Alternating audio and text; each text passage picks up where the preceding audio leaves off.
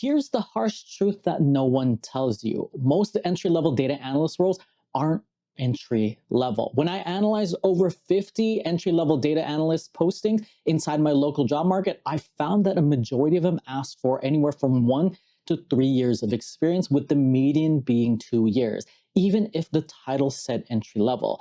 And if you don't have that experience, you'll probably get filtered out by the ATS systems before anyone even reads your resume. That's the brutal truth that most aspiring data analysts discover after they finish their courses. They don't meet the bare minimum requirements to even be considered for an interview. So this is something that we have to plan for in the beginning, because it's about creating real world experience now, even if you don't have a job or access to data. So today you're gonna learn the first step in my Epic launch system, a practical roadmap built specifically for career switchers to go from learning data to landing a job. The E stands for earn experience. And by the end of this video, you're gonna learn how to earn real experience before the job title using the same approach that I took when no one would hire me, a copy and send outreach strategy to land real world projects, even if you're starting from scratch and doubting yourself and haven't learned any data analytics, and a key mindset shift that most beginners miss, and why waiting to feel ready is exactly what's keeping people stuck and spinning their wheels. Hi, I'm Jeff, and I've been in data analytics when I first started as a temp data entry worker over 15 years ago, became a data analyst eventually, then worked my way, became a business analyst consultant at a Fortune 5 company. I've helped hire analysts, I've redesigned resumes, I've coached people into data jobs, and now I'm on a mission to help 10,000 people break into data analytics. If that's your goal too, hit that subscribe button, because I'm here posting weekly content to help you meet that goal. So as a quick recap before we dive in, this video is a part of a step-by-step series where I go over each step of the Epic launch system. Each video or few videos is going to break down tactically how to implement that step. So if you haven't seen the first video, it's the best place to start and gives you a full overview of the system so you can see how everything connects. I'll link it below so that you can check it out when you're ready. Today's step, again, like I mentioned earlier, is E for earn experience, and it's the first piece that unlocks all others. Let me take you back to 2009 when I graduated with a double major in marketing and PR, and I even had a decent senior portfolio. Our group project won a client competition where a Fortune 500 company selected our public relations campaign out of all of the other student-driven projects. And I thought that would be enough. But companies were just not hiring. The job market was really rough. Marketing departments were the first ones to have cuts and layoffs. And even though I had a degree, I had two of them, I had zero work experience. And this was in the aftermath of the 2008 financial crisis. So it just made things worse. And I've started to apply everywhere. I tried to apply to entry level marketing roles, admin roles, coordinate position roles, and I got ghosted over and over all the time, even for local jobs on Craigslist. It got so bad that I started applying to video game tester roles, assistant roles, because I was broke. I had credit card debt that was piling up, student loans that I kept deferring, and it just felt like every day I was falling further behind, hoping that something would just come through. And then eventually I landed a temp job. Data entry at a healthcare company. It wasn't glamorous, but it paid the bills. And in that moment, it taught me a hard lesson. If I had just gotten real experience while I was in school, like I worked towards a better internship that set me up at a good company and would give me the experience that would be valuable to other companies, or I just figured out how to get better experience and did it earlier, everything would have played out differently. So the same lesson is going to apply to you, whether you're a recent grad or a career switcher or still in school and trying to break into data analytics. In the real world, there's only two reliable ways that we're going to focus on to get that experience without already being hired. When it comes to getting hired in data, we're going to focus on two proven paths to earn experience before the job title. Create the opportunity on your own through warm or cold outreach, apply data skills in your current job, or pivot and get a new job where data is part of the day-to-day. This video is going to focus on that first step where in your current role, if it doesn't give you access to data, you need to go out and create the opportunity for yourself. But we're not just going to hustle and put in just massive amounts of time and effort into this. We're going to be more strategic so that it can fit within your busy lifestyle. But if you already do have access to data inside your job, or you're working towards a role, you can transition to one that does. I'll cover that in the next video in detail of how to take full advantage and where to find business opportunities and all the different opportunities that you do have. So just watch for that next. Now, one of the things I know that you're thinking, or some of you are thinking are, but Jeff, this is my very first step. I haven't even learned any data analytics yet. This is exactly why we have to start here.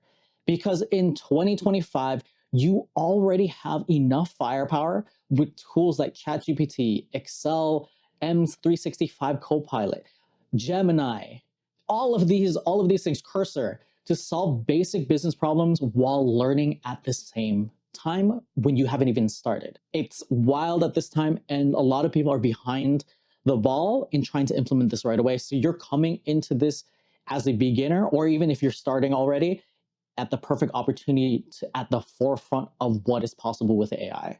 No, this doesn't mean we're going to skip the foundational learnings, because you still need that. I personally still need that structured learning to build that strong base so that I know best practices, best methods, how the tools actually work, and then also how to scale and expand those skills in the long term.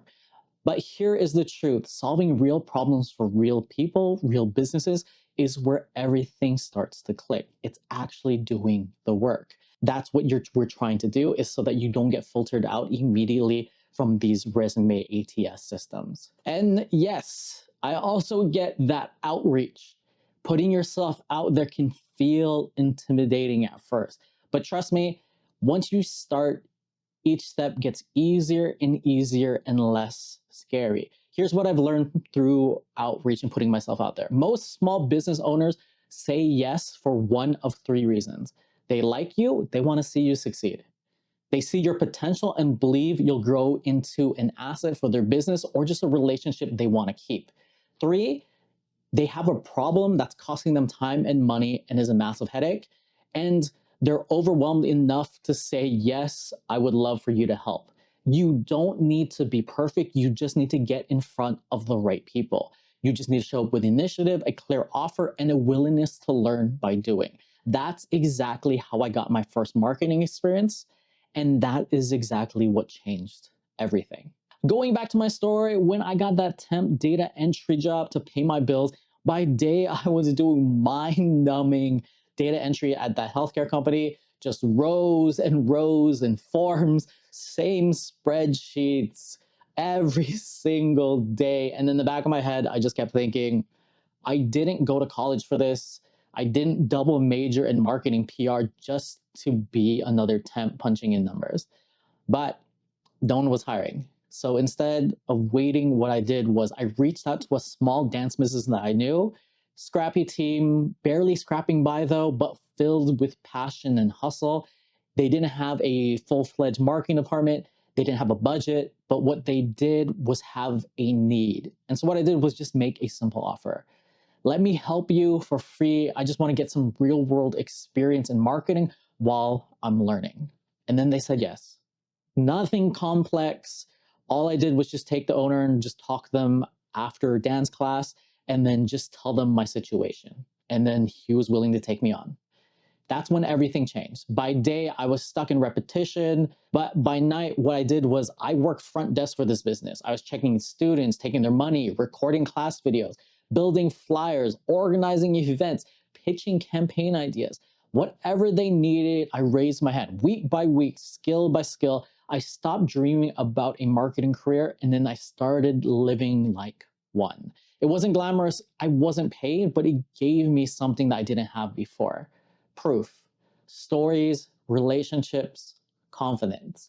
And that volunteer role, it opened up the door to my first real marketing job at a beauty manufacturer where I got to do some amazing things. I got to be the graphic designer, design the company's annual product catalog that was submitted to at all distributors at the trade show. I got to plan scenes and the aesthetics for the model photo shoots. I got to collaborate on national ad campaigns and pitch taglines that made it into print. It was everything that I thought I wanted, but here is the twist.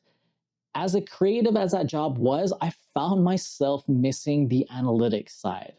The logic puzzles, the building, the process improvement, the problem solving that I was learning previously as the assistant to the data analyst. So I circled back. Eventually, I went to the healthcare company, not as a temp this time, but as their data analyst. So wherever you are now, you just need a plan to create your own opportunities and then the courage to act on it.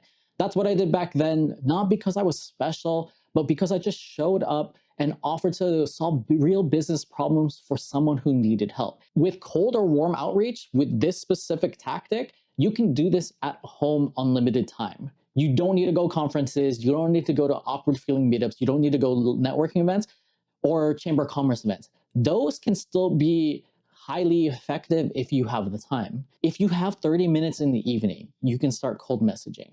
On your lunch, on your 10-minute break, you can just send a message here or there, all without leaving your couch or your desk. And if you find the time, yes, it can be scarier, but it can be more effective is to start cold calling or dropping by a single business on your lunch break, on your way to home from work. And that's why I always say, don't wait to be chosen. You want to create your own opportunity. And one of the fastest ways is to volunteer to help a small business. There are thousands of local businesses that need help with things like cleaning messy spreadsheets, tracking sales trends, understanding why business slowed down last quarter, organizing their customer data so they can actually use it and actually segment it to make real decisions on who buys the most, who the target market is, what ads should we be targeting, what services, who converts, what changes in the sales scripts. There is so much data that you can work with and actually make real meaningful change inside these businesses. And if you pitch it the right way, you'll be surprised at how many people say yes, especially when you have a clear outcome, you make the risk low and you highlight the benefits. This is a real way to get you the experience that you need starting now. And yes, you heard me. We're doing the outreach now as the first step. Before you finish a course, before you build a project, because you don't know how long it's going to take to land your first opportunity. And when it finally shows up, you're not going to feel ready. But that is exactly the point. And that's exactly how I felt on my first day of starting of all of these different analyst positions. I didn't feel ready on some of the tasks and the requirements that they had me do. But the fastest way for your growth doesn't come from tutorials or perfect prep. It comes from being thrown into the deep end and forced to figure things out. And that's what exactly happened to me when I first became a business analyst, where I am today. I got promoted to senior, then eventually consultant. But when I first came to this company, I started out as a business analyst. But what they brought me in on was to help automate reporting. While I had strong Excel and Access skills, I never used VBA. Yet on day one, I was expected to build automations and fix tools. No hand-holding, no grace period, just a process that needed fixing. And to me, the guy that they tasked with fixing it. This was way before ChatGPT, AI Copilot. So I did what I had to do. I was resourceful. I Googled, I experimented, I failed, I retried things until it worked. It was rough, it was stressful, but during that stretch, it taught me more than any course could ever. And that's why this method works. Because when the stakes are real, so is learning. And the best stakes to have is the pressure when you're doing it for free or doing it for your job when you're already getting paid. And that's why I believe you don't have to wait to finish learning or even start learning before you start applying those skills directly because of what we have today. You can learn what you need as you go, especially with AI tools like ChatGPT, Copilot, Gemini, Cursor. They all give you a boost that I didn't have back then. And honestly, This blend of structured learning plus real world problem solving is the fastest path to becoming job ready. So here, let's make this and the outreach less scary and make it more tactical and actionable. So here is going to be a warm outreach option. If cold approach feels like a leap, let's just go to something that feels a little easier, closer to home. What you want to do is ask yourself, who do I already know that runs a business, a side hustle, works in a small team? This could be a friend who started a fitness brand, a friend who is now an influencer online, an uncle who owns a clinic or a brick and mortar, a cousin who freelances full time, a coworker in a different department, or even your kids' dance teachers. Just send a casual message or talk to them in person. That's how I did it. No pitch deck needed, just a simple starter. Hey, whatever their name is, I've been diving into data analytics recently and I'm trying to get on some hands on experience.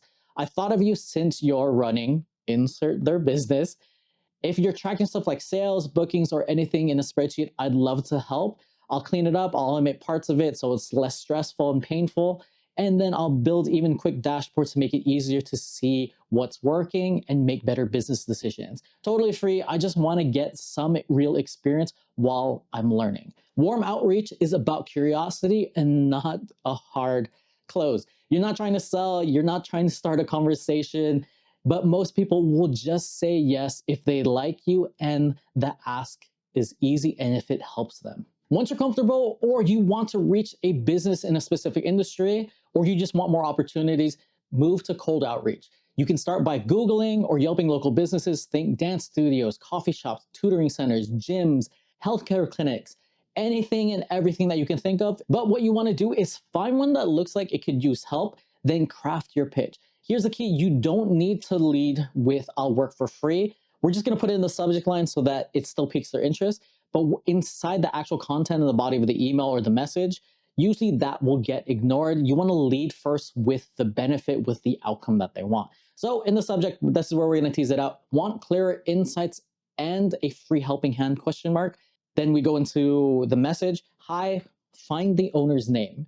Next will be, if you're spending more time manually tracking sales, bookings, or customer data, I'd love to help you simplify that for you. I'm currently learning data analytics and taking on a few real-world projects for free to sharpen my skills. That means a simple dashboard showing what's working and what's not, cleaner reports that save you time each week, insights that you can actually use to grow or cut waste. No cost, no strings. I'll handle everything myself and work around your schedule. If you're open to it, I'd love to show you a quick example or hear about what you're tracking today. Let me know when you're free for a meeting or a call. Thanks, and then put in your name. Frame it like a win for them, not a favor for you. And to take a step further, either in your communications or that first outreach, you want to anticipate objections because business owners are not only busy, but they're also skeptical and cautious. They're not thinking that they need a junior analyst. They're thinking, will this cost me time? Will the time be worth it? And is this a scam? That's why you need your pitch needs to remove every bit of that friction and then reassure them that you'll be working with them independently, no hand-holding. You'll use mock data at first to prove your value or real data if they can just provide it to you already. And you'll deliver insights that they can actually use in a format that they understand. The easier you make it to say yes, the more opportunities you'll create. Let me anticipate another question that you might be having. But Jeff, what if they agree I'm new and I don't know what I'm doing? Totally fair question, especially because this is the first step. Yes, it's scary. For many of you, this is your first step into data analytics. You haven't even taken a course yet. You're not sure what to learn first. And the idea of helping a business with data might sound like you're jumping ahead. If it makes you feel better, you can start looking, you can take DataCamp, you can start diving into it before you get into this step.